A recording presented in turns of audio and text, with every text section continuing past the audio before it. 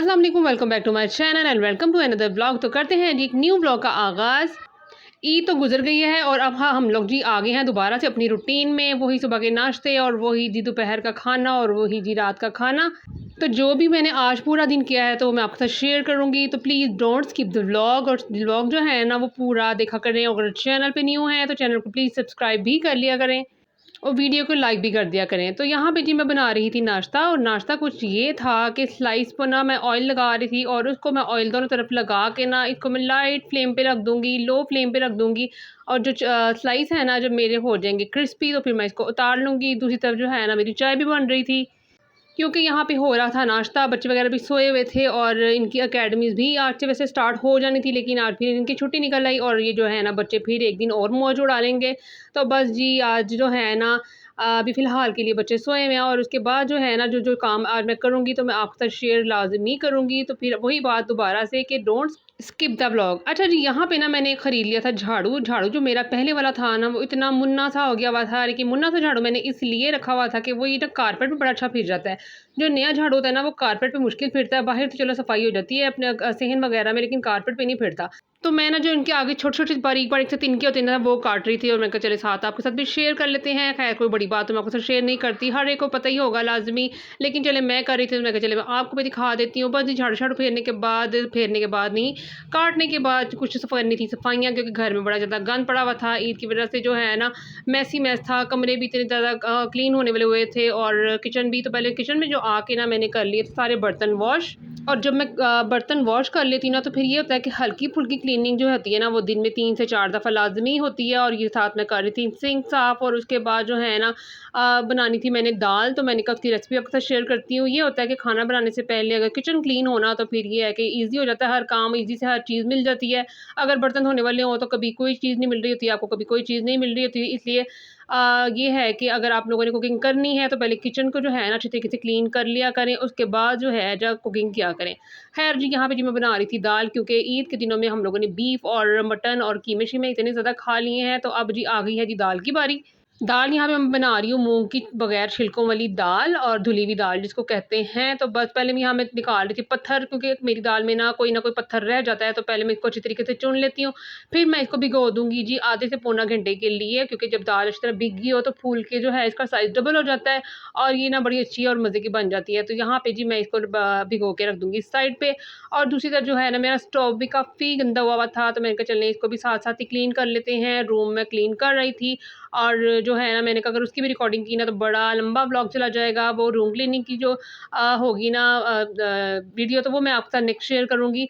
तो बस जी फ़िलहाल जो है ना मैं किचन क्लीन कर रही थी, तो मैंने कहा चलें जी मैं आपके साथ शेयर कर लेती हूँ। स्टोव हो गया था साफ़, उसके नीचे से भी थोड़ा-सा मैंने साफ़ कर लिया था। उसके बाद जो नेक्स्ट स्टेप था ना वो मेरा ये था कि मैंने करना था जी अपना सेहन साफ़, क्योंकि वही आपको बताया कि ईद के दिनों में ये समझे चाँद रात से पहले का मैंने वॉश किया हुआ था, और अब मैंने कहा चले 3 से 4 दिन हो गए हैं। वैसे ऊपर-ऊपर तो सफाई हो जाती है, लेकिन पानी के साथ वॉश जो है ना मैं 2 से 3 दिन बाद कर लेती हूँ। फिर ये है कि सारी मिट्टी जो है ना वो पाँव के साथ अंदर कमरों में नहीं आती, और ये इसकी जो है सफाई वो लाज़मी हो जाती है। मैं इसको वॉश कर लेती हूँ। मुझे वॉश करना ज़्यादा ईज़ी रहता है कि आप झाड़ू फेरो, उसके बाद जो है ना इतने लंबे चौड़े काम करो, तो वो इसी तरह उसको वॉश कर लो, और उसके बाद जो है ना वाइपर-शाइपर फेर लो और चलें जी आपके काम ख़त्म। तो बस अच्छा ये है जी दोपहर समझें 12 और 1 बजे का टाइम, और यहाँ पे इतनी धूप निकली हुई थी। मैं धोना तो शुरू हो गई, लेकिन मैंने कहा मुझसे गलती हो गई इस टाइम धोना, कि मैं इस टाइम धो रही हूँ। मुझे था कि मैं आज मेरी मेड ने भी आना है कपड़े धोने वाली, तो मैंने पहले वॉश कर लूँ, फिर ये होगा कि उस वाली साइड जो है ना वो साफ़ ही रहेगी और कपड़े-शपड़े धो के चली जाएगी। लेकिन वो भी बेगम साहिबा आज आई नहीं है, मुझे लगता है कल आएगी। देखो कब आती है, उसकी बाजी जान की भी ना अपनी मर्ज़ी चलती है, जब आना होता है आ जाती है और जब नहीं आना होता तो नहीं आती। खैर जी यहाँ पे जो वाइपर-शाइपर फेरने का ज़िम्मा मैंने अपनी बेटी का लगा दिया था। उसने वाइपर फेर दिया, और उसके बाद जी मैं आ गई दोबारा किचन में, और किचन में आके ना मैंने फिर रखनी थी दाल। मैंने कहा चलिए अब दाल रख लेते हैं, भीग गई थी और उसको अच्छे तरीके से मैंने धो लिया था। पतीली रख दी थी मैंने चूल्हे के ऊपर, और पानी जो है ना साफ़ था, क्योंकि मैंने अच्छे तरीके से दाल को दोबारा से धो लिया था। अब मैं इसमें डाल रही हूँ दाल, और उसके बाद कुछ स्पाइसेस जाएँगे। मैं आपको बताती हूँ कि कौन-कौन से स्पाइसेस जाएँगे। फ़िलहाल जी इसमें मैं डाल रही हूँ पानी, क्योंकि पानी थोड़ा-सा मुझे कम लग रहा था। और इस दाल में जो है ना, सबसे पहले मैंने अदरक लहसुन डाल दिया और उसके बाद मैंने डाल दी लाल मिर्च और नमक, और उसके बाद हल्दी डाल दूँगी। और बस जिसके बाद 2 से 3 हरी मिर्च डाल के ना इसको मैं रख दूँगी। मिर्चें जो है ना, मैं इसमें 2 किस्म की डालने लगी हूँ, 2 रेड कलर की डालने लगी हूँ, 2 ग्रीन डालने लगी हूँ। ये है कि दोनों का टेस्ट अलग होता है और जो दाल का जायका है ना, वो इनसे अच्छा निकल आता है। खैर जी, यहाँ पे भी आ गई थी मैंगो की बारी। अब दाल मेरी पकने में टाइम था, तो मैंने कहा चलो जी बच्चों, मैंगो शैंगो खा लो, उसके बाद जब दाल बनेगी ना, फिर मैं आपको रोटी बना के देती हूँ। तो बस ये फिर मैं बच्चों को मैंगो खिलाने जा रही थी। अच्छा, पहले जो मैंगो थे ना, बड़े खट्टे-खट्टे से अजीब से आ रहे थे, लेकिन अब जो है ना, मैंगो अच्छे हो गए, मीठे हो गए हैं। तो इस दफ़ा हमारे मैंगो जो थे ना, वो अच्छे आए थे। खैर यहाँ पे दाल रेडी हो गई थी। जब दाल रेडी हुई तो मैंने इस पॉइंट पे आके, जब गाढ़ी हो गई थी, तो मैंने ना इसमें हरा धनिया डाल दिया। अच्छा, पानी इसमें मैंने ज़्यादा नहीं डाला था, इसमें ज़्यादा पानी डाल दो तो ये ऐसे पतली पानी जैसी बन जाती है और बिल्कुल अच्छी नहीं लगती। थोड़ा-सा पानी डालते हैं, जब एक बॉयल आए और उसके बाद जो है ना, फ्लेम आपने लो टू मीडियम कर देनी है और बस ये लो फ्लेम पर ही पकेगी। इसको तेज़ आग पे करोगे ना, तो ये दाल जो है ना, सारी टूट के ना, तो ये बिखर जाएगी, मतलब क्या कहते हैं इसको, हलीम टाइप बन जाएगा। तो यहाँ पे मोटी-मोटी दाल सी रह गई थी और मज़े की बन गई थी। ख़ैर यहाँ पे लग रहा था लहसुन का तड़का, और तड़का जो है ना, वो बड़ा मज़े का लगता है और दाल में जो है ना, वो तो लाज़मी लगता है। ख़ैर जी, तड़का लगाने के बाद यहाँ पे मैं डाल रही थी एंड पे जो है ना, गरम मसाला पिसा हुआ, और दूसरी साइड पे मैंने प्याज़ काट लिए थे और टमाटर काट लिए थे। इसमें नमक और काली मिर्च और थोड़ा-सा लेमन डाल दूँगी और बस ये हो गया सैलेड तैयार क दाल के साथ खाने के लिए। तो बस ये होता है कि दोपहर के टाइम जो है ना, वो सैलेड तो लाज़मी होता है। इसमें आप आपकी मर्ज़ी है, आप कुछ भी इसमें ऐड कर सकते हो, मतलब कुकम्बर वगैरह भी डाल सकते हो। और ये यहाँ पे जी हम लोग जा रहे हैं एक पार्क में, क्योंकि बच्चों ने जो है ना, वो ज़िद पकड़ी हुई थी कि आप हमें पार्क लेके जाओ, लेकिन मेरा बिल्कुल भी मूड नहीं था। मैंने कहा गर्मी इतनी ज़्यादा है, बच्चा पार्टी, लेकिन जो बच्चा पार्टी है ना, वो मान ही नहीं रही थी। वो कहती कि नहीं, आप चलें, आप चलें, आप चलें हमारे साथ, आप हमें लेके जाएँ। तो बस यहाँ पे मेरे बच्चे और मेरी सिस्टर के बच्चे जो हैं ना, वो सारे इधर आ गए पार्क में।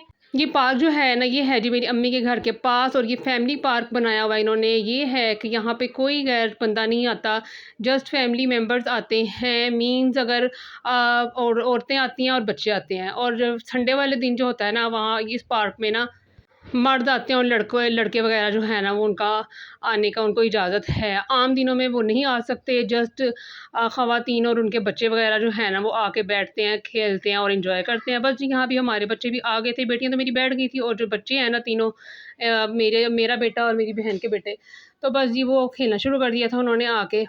अच्छा भाई, ईद हो या कोई भी किसी किस्म का भी इवेंट हो, बच्चों को होता है कि हम लोगों को ना, आप लोगों ने बाहर ज़रूर लेके जाना है और बाहर जाके हमने ये खाना है और वो खाना है। तो फ़िलहाल के लिए मैंने कहा बच्चा पार्टी, अभी पास पार्क यही है, और ये है कि यहाँ पे इतना रश भी नहीं होता, वो तो आप इजीली जो है ना बैठ सकते हो और बच्चों को जो है ना एंजॉय करवा सकते हो।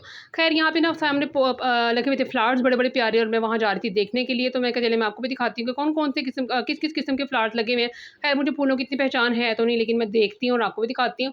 यहाँ पे ना ये लगे हुए थे, ये व्हाइट कलर के छोटे-छोटे फ्लावर्स, ये लग रहे थे जैसे मोती के फूल होते हैं, लेकिन मोती के फूलों में ना खुशबू होती है बड़ी प्यारी, लेकिन इनमें खुशबू नहीं थी, लेकिन उस टाइप के ही ये बने हुए थे।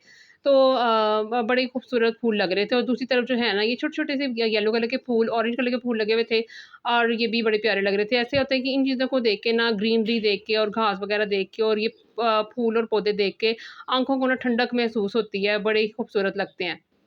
तो बस जी यहाँ पे जी फूल वगैरह देख के और फिर जी मैं चली गई थी दोबारा वापस अपने बच्चों के पास, और मैंने कहा चले देखते हैं अब वहाँ पे क्या कर रहे हैं ये बच्चा पार्टी। तो बच्चा पार्टी जो है ना, मैंने बच्चियों को बिठाया, मैंने कहा जाओ तुम भी ज़रा एंजॉय करके आओ।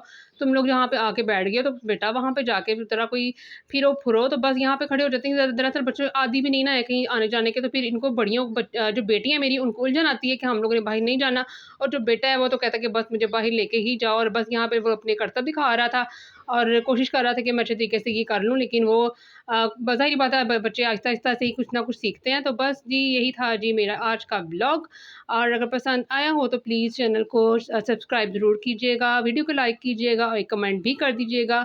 तो बस जी यही थी जी मेरी आज की रूटीन जो मैंने आपके साथ शेयर की है। अब जी मिलती हूँ मैं आपके साथ नेक्स्ट व्लॉग में। अल्लाह हाफ़िज़।